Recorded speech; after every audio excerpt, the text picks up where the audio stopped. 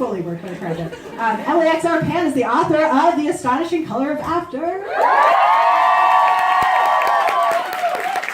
Named by the Wall Street Journal as one of the top 12 books of the season, Emily received her MFA in fiction from NYU, where she was a Goldwater Fellow.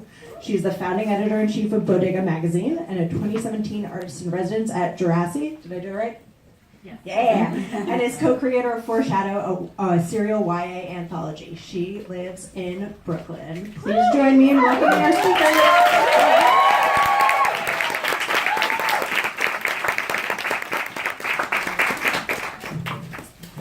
Hello. Hi. So, I am honored to be in conversation with Emily tonight to celebrate this beautiful, powerful book. Thank you all for being here. Thank you, Kristen and everyone at McNally Jackson. And while we're here, let's support the store and buy some books. We're here to celebrate the launch of The Astonishing Color of After. I love this book, and I admire so much about Emily, her vision, her talent, her generosity with other writers, the gorgeous words that she writes. But don't just take it from me. Here is a sampling of what's been said about The Astonishing Color of After. Gail Foreman has said, "Magic and mourning, love and loss, secrets kept and secrets revealed, all illuminate Emily X.R. Pan's inventive and heart-wrenching debut." John Green has said, "Emily X.R. Pan's brilliantly crafted, harrowing first novel portrays the vast spectrum of love and grief with heart-wrenching beauty and candor." Holly Black has said, "This beautiful, magical journey through grief made my heart take flight." In one of the 4-starred reviews this book has collected, Booklist said, "Dynamic, brave Lee emerges vividly in Pan's deft hand, and her enthralling journey through her grief glows with stunning warmth, strength, and resilience." And in another starred review, School Library Journal said, "This book's lyrical and heart-rending prose invites readers to take flight into their own lives and examine their relationships. Pan's debut novel is not to be missed." So I have some interview questions for Emily, and we'll have a good conversation about the book. But first, let's hear it, a taste of it from her own voice. Emily will read the opening for us to begin.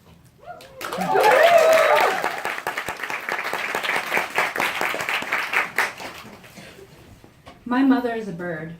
This isn't like some William Faulkner stream of consciousness metaphorical crap. My mother is literally a bird. I know it's true the way I know the stain on the bedroom floor is as permanent as the sky, the way I know my father will never forgive himself. Nobody believes me, but it is a fact. I am absolutely certain.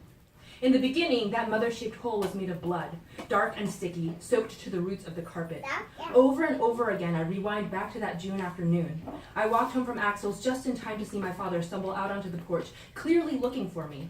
I'll never be able to erase that image. His hands slick and shaking, maroon smeared across his temple, chest heaving like it was iron filings getting sucked into his lungs and not air. At first I thought he was injured. "Lee, your mother." He choked on the sentence, face puckering into something awful. When he finally got the words out, his voice crawled through an ocean to get to me. It was a cold cerulean sound, far away and garbled. I couldn't process what he said, not for a long time, not when the police arrived, not even when the people came to carry my mother's body out the front door. It happened on 2.5's day, our day, what had become an annual tradition for me and Axel. It was supposed to be celebratory. The school year was almost over and things were finally going back to normal, even with Leanne in the picture. We were already making plans for the summer ahead, but I guess the universe has a way of knocking supposed to's on their asses. Where I was that day, on the old tweed couch in Axel's basement, brushing against his shoulder, trying to ignore the orange wall of electricity between us. If I pressed my mouth to his, what would happen? Would it shock me like a dog collar? Would the wall crumble? Would we fuse together?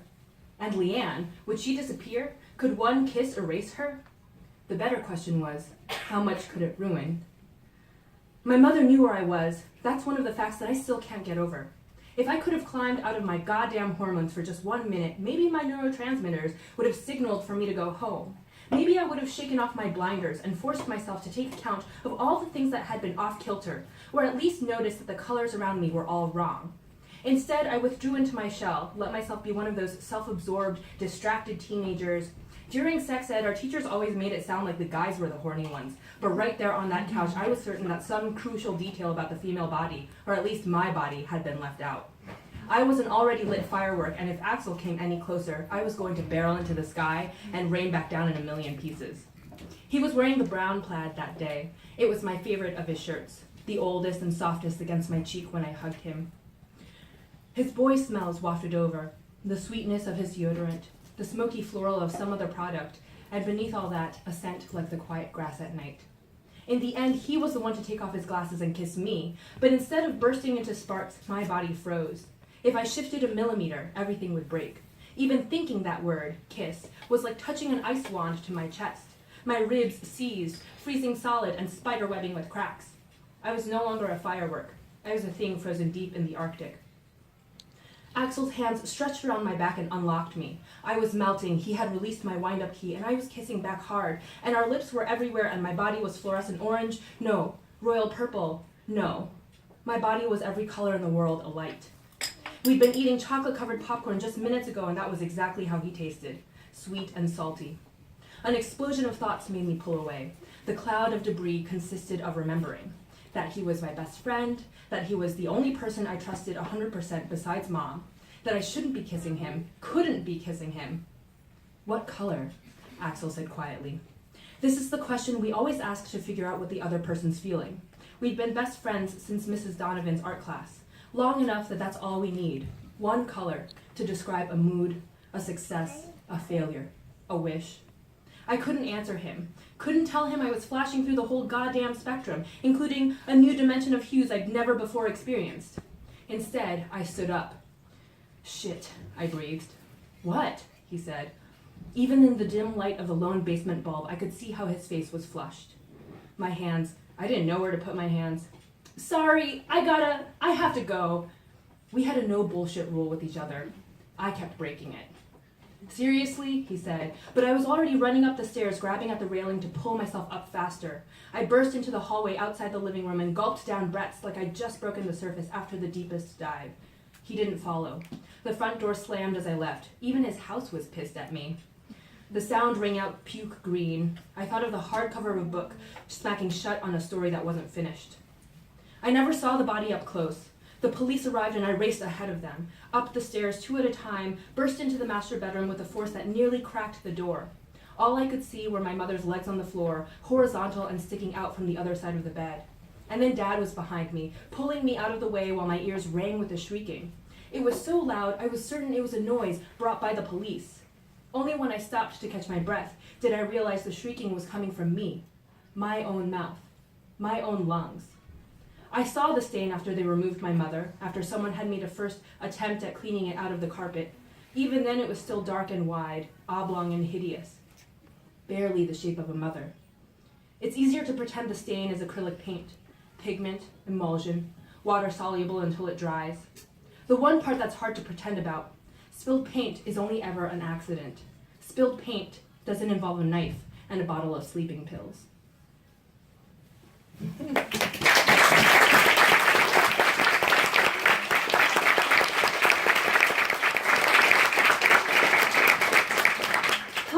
Opening.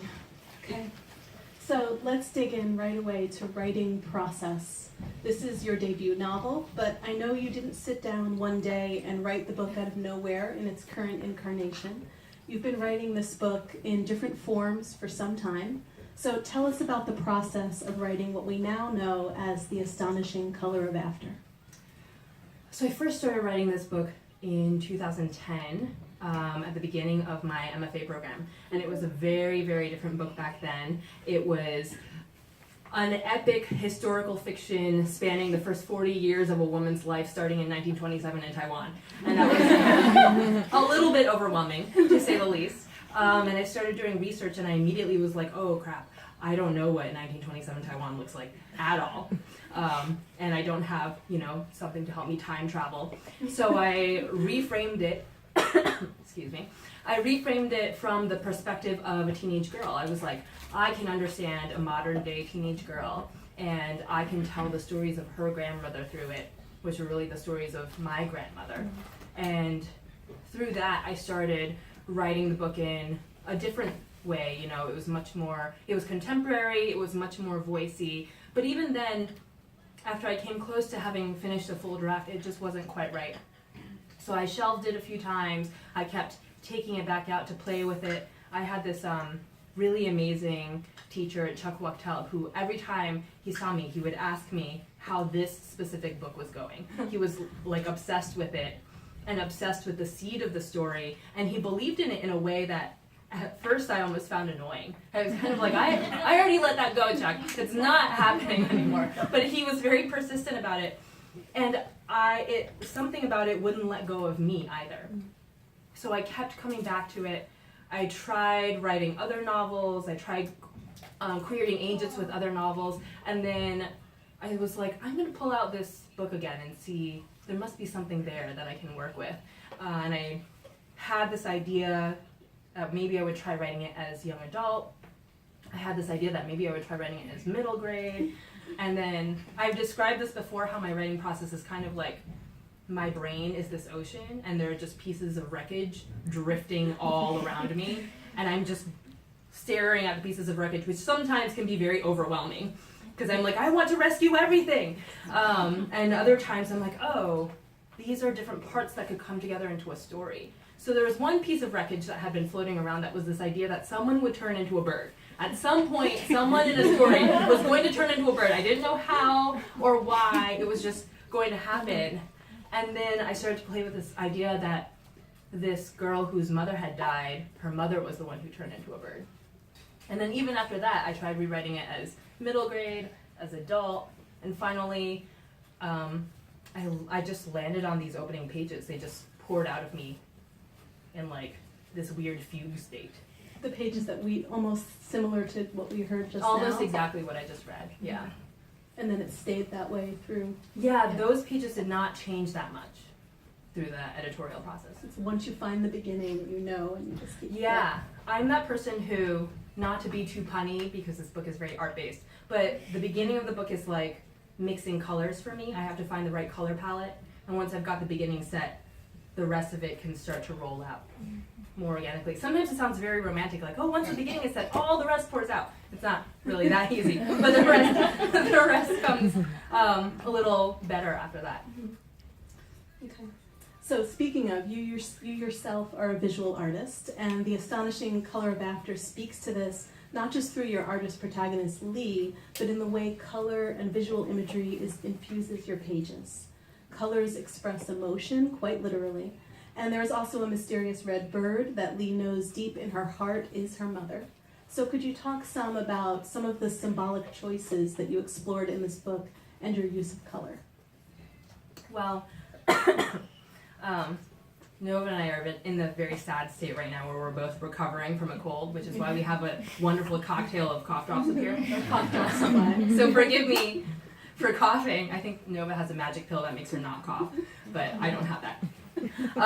So the symbolism, you know, the color thing is funny because people kept asking me that, and for a long time I was like, I don't know, like, Lee just sort of like formed, Lee is the main character, she just sort of formed in my brain as this person who thinks of everything as colors.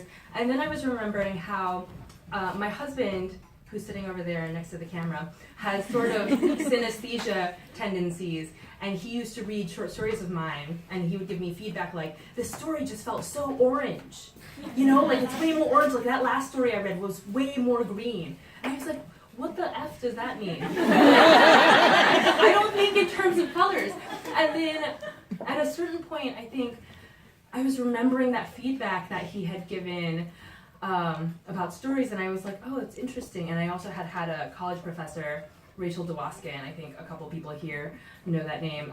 She has synesthesia too, and I started to think, oh, it's interesting to have that part of your brain be tapped into things where you associate with things that way. And so Lee actually arrived in my mind, I think probably a subconscious result of all these things spinning. She arrived in my mind as an artist. I knew clearly that she thought of the world in terms of colors. That was her context for everything. As for the bird, I think that the reason why that piece of wreckage fits so well into the rest of this story was that in Buddhism there's this idea, And there are a lot of Buddhist influences in this book. In Buddhism, there's this idea that when someone passes away, there's this period of limbo when they're transitioning. And that limbo might last up to 49 days. And the transition might be reincarnation. It might be journeying to like another world, like in the direction of nirvana. And so I was very attached to this idea of someone in that limbo. And I felt like the easiest way for people to grasp that limbo of like a spirit still hovering nearby, still in our tangible world, would be to have something tangible, like a tangible creature that you could see and hear. And I think that's how the bird came about. Which is funny because I say all this like I knew what I was doing when I was writing it. I had no idea what I was doing, to the point where like when I first signed with my agent, he was like, where was your inspiration? Like, where does the inspiration for this come from? And I was like, I don't know. It just appeared. But now I've had a lot of time to think about it and sort of retroactively consider all the things that were brewing in my mind at the time. And I'm pretty sure it was that combination of elements, the religious culture, and that random piece of wreckage, all sort of culminating. The random red bird wreckage. Yes. Okay. So many of us have legends in our families that are passed down for generations and stick with us, stories we want to unravel and piece together. And I know you've spoken some about how some of your own family's history inspired the heart of this story. So what was the original source of inspiration for The Astonishing Color of After? So I mentioned before that I originally set out to write this historical fiction novel set starting in 1927 in Taiwan. That was because I wanted to write an ode to my maternal grandmother, my Waipo. She has this really wild life story. She was sold as a baby to another family. The idea was that daughters didn't matter, of course. Yay, patriarchy! And so, if you have a daughter, your daughter grows up, and then you need to marry her off, you need to get rid of her, and then you also, on top of that, have to pay to get rid of her, right? A dowry. So how nice for the other family who gets to gain a daughter and a bunch of cash or whatever. Mm-hmm. And so it's very expensive, if you think about it. It's this investment in a whole human life who grows up, and then you pay to get rid of them. And so my grandmother's family I think they were short on money. They were short on resources, and they ended up selling her to this other family. And this other family sold their own daughter to have money to purchase my grandmother, with the idea that my grandmother would grow up and become the perfect daughter-in-law, because they could groom her, they could shape her and sculpt her into their ideal. I mean, really, they should have just gotten a droid. Yeah.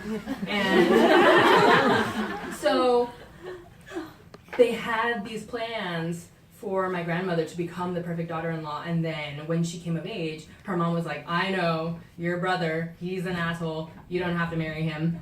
And so she was off the hook. And then not long after that, someone came up the mountain, knocking on every door, being like, all these years ago, we sold my baby sister, we're trying to find her, we're trying to bring her back. And they found her. That was my grandmother. So then my grandmother ended up going down to Taipei, where my family had started up a hotel. Back then, all you had to do to claim a plot of land was literally just put a stake in the ground and be like, this is mine now. And so, lucky for them, they were like, this is mine, and they made a hotel out of it, and so the hotel was thriving. And my grandmother went down to the city, she went to work in the hotel, and that was where she met my grandfather, and the two of them couldn't communicate at first because my grandfather had moved from China to Taiwan under Chiang Kai-shek, leading a bunch of men, and he only spoke Mandarin, and my grandmother only spoke Taiwanese and Japanese.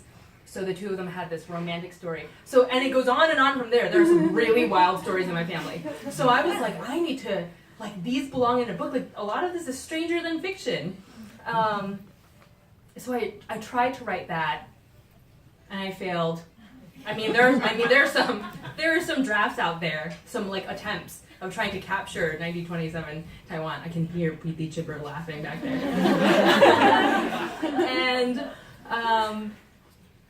And so I was like, okay, well, now that I've reframed from the perspective of a teenage girl, I can feed her these stories that are really my grandmother's stories. Mm-hmm.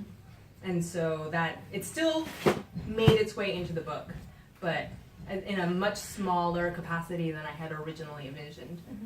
Sounds like there might be more stories to mine for future projects, maybe one day. I think so. You know how they say writers always end up writing the same thing over and over again? Yeah. So, I don't know, maybe a grandmother will be sold to another family in every book. That's an interesting theme. Okay. Let's take a turn. So this is such an important book, and one that faces the stigma of mental illness and speaks to the complex ways that families can be affected. Lee's grief after her mother dies by suicide is handled so respectfully and elegantly.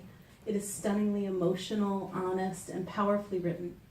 So could you talk about writing so openly about mental illness and touching on the delicate subject of suicide in a book for teens? Yeah, I think this is, first of all, really important that we tackle the stigma. I grew up witnessing firsthand how depression can really affect a family and the darkness of it. My family has lost someone to suicide before, and so I really wanted to capture that and try to deal with that because, you know, a lot of people have this idea that certain matters are too sensitive for teens, but I think that's not true. Teens experience just as much darkness as we experience as adults. Yeah. And so much of that is not captured in young adult books, or like you read books where the teenager is the one directly dealing with depression. And I wanted to go from, you know, my experience of it's not the teenager who has depression, but the teenager is experiencing what is that, like kickback or The whatever. effects or Yeah. repercussions or Exactly, the effects that sort of end up blowing off of the person who has depression, affecting them. Yeah. And I wanted to talk about it in a way that very clearly indicated that there's no reason for the mother to have depression in the book. She just has depression. It's just an illness like anything else. And the family fails to talk about it in an effective way. The family struggles with the stigma themselves. The father often has a response to it that's not the ideal response because he just doesn't know how to be better. And so I wanted to be realistic. I wanted to really capture that, and I have an author's note in the book with resources in it. I wanted to make it very clear that this is both a book about, you know, that we need to kill that stigma around depression because the stigma makes everything so much worse that when people don't talk about it. And also that, you know, we need to find ways to talk about suicide. I had this, I read this Twitter thread recently. Some of you might have seen it. A lot of people don't realize that, for example, the language committed suicide is actually very sensitive and harmful. You know, it's kind of equating it to committing murder. Convicted criminals are guilty of committing crimes, right? And that, if you think about it, that type of language really feeds into building the stigma. It's like you're talking about suicide, you're immediately identifying it as a shameful thing. We need to remove that shame because it is so often the symptom, a result of an illness that we need to be able to talk about. So those go hand in hand, trying to find more sensitive language, trying to find stories that can look at it head on and deal with that. Yeah. I thought you handled it so well in this book, and I learned a lot from it too. Okay. So I wanted to ask about research. A mysterious box left by the red bird leads Lee and her father across an ocean to the family her mother left behind in Taiwan. So what research did you do to make Taiwan come alive for this book? And did you discover anything surprising that changed the course of your story? I went on a trip to Taiwan just for the sake of revising this book. I had been to Taiwan a few times before, as like a kid and as a teenager, but I knew that I needed to make a trip so that I could really pin down the details. I wanted to walk literally in the footsteps of my character. And so I went to Taiwan for a little over 2 weeks and just brought my computer. And at that point, sort of rewinding a little bit to also integrate process, when we sold this book, it looked very, very different. It had a fantasy world and a contemporary real world and two storylines that were braided together between the two of them. And then when we sold the book, I was like, the fantasy world isn't working the way I want, so no big deal, right? I'll just like strip that entire thing out and like rewrite half the book, over half the book. So, and back then, I had actually set the book in Shanghai, which didn't really make sense.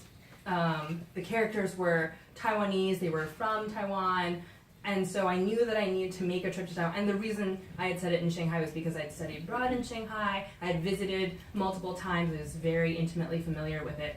And so I was like, okay, I gotta do it. I gotta go to Taiwan, I gotta eat all the food. In the name of research.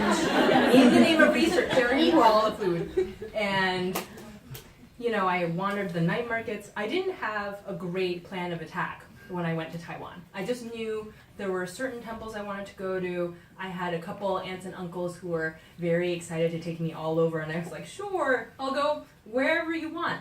And the interesting thing was that helped me find the story. There are so many scenes in the book that I wrote literally in Taiwan where, my husband went with me and we would be walking through the night market, and in the middle I would just stop right in the middle of the road and start typing on my phone, and he'd be like, oh okay, I guess we're standing here now.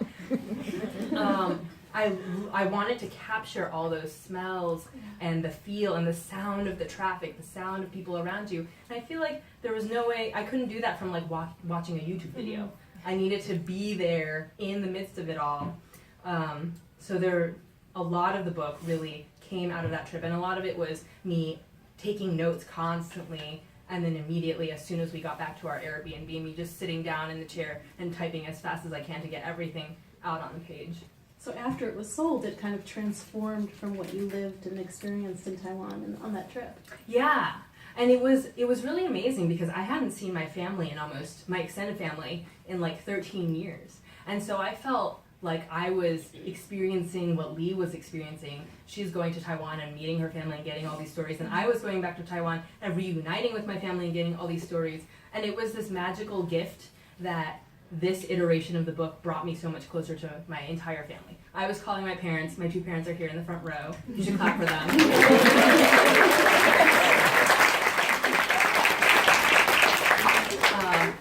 I was calling them at all hours of the day, being like, and tell me about this thing again. Tell me about this Buddhist thing, and tell me about this temple, and tell me about this custom, and tell me about Ghost Month.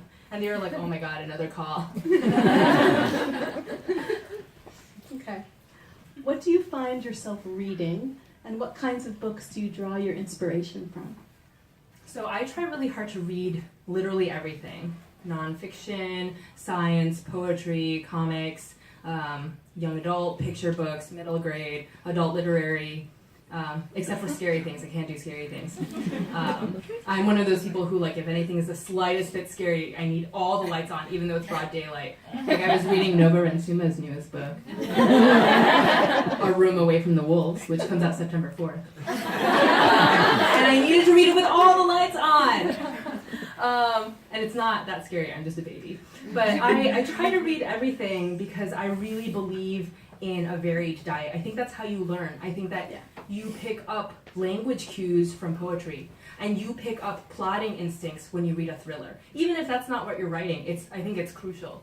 It would, if I only ever wanted to read what I was writing, it would just be surviving on candy corn for the rest of my life or something. It would not be nutritious. It would not be a good way to live. And so I really try my hard to keep it varied. I do tend to lean towards more magical things and weirder things.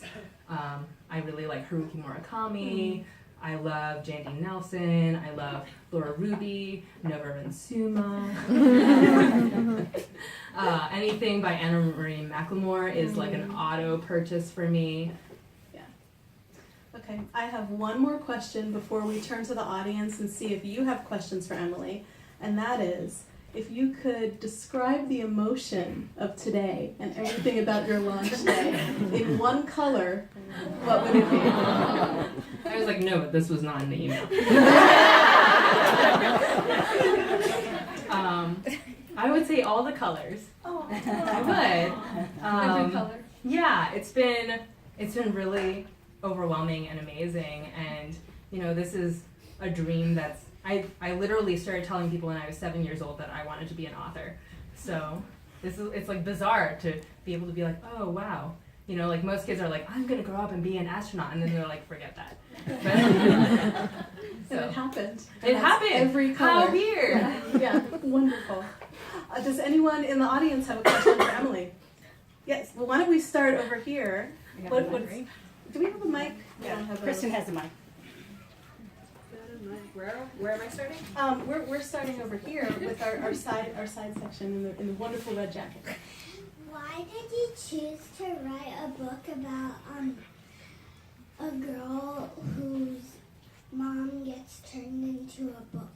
I don't know. Why did you choose to write a book about a mom who gets turned into a bird? Well, Gavia, I think that that was just a, Thank you. yes, thank you.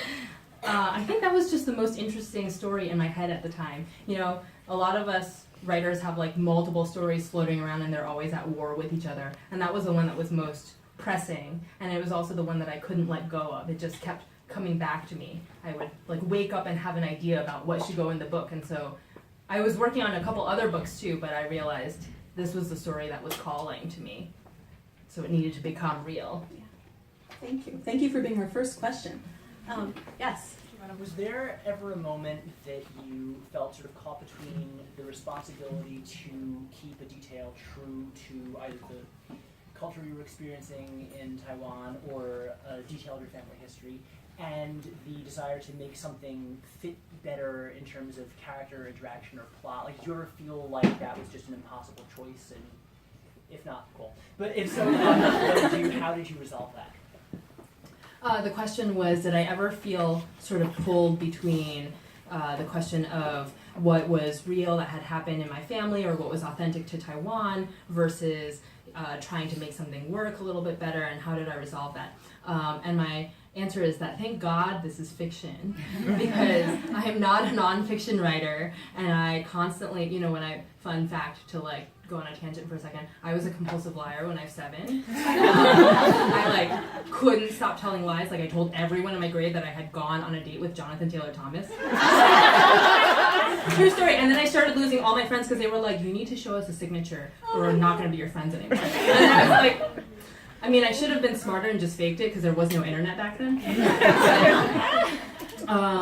So, you know, I have that inclination in my writing to want to just tell lies. Like when something is difficult, I just want to lie my way out of it. I just want to like write more fiction to get out of a corner. And so there are parts of my family history in there that are not accurate. They're totally fictionalized. Taiwan is a little bit more accurate actually, because I really wanted to capture the feeling as much as possible. But I did take some tiny liberties, mostly because I didn't want someone to be like, well, I've been to the Zushi temple, and like that does not have a column shaped like that, okay? You know, and so I based it off of real places and real night markets and things.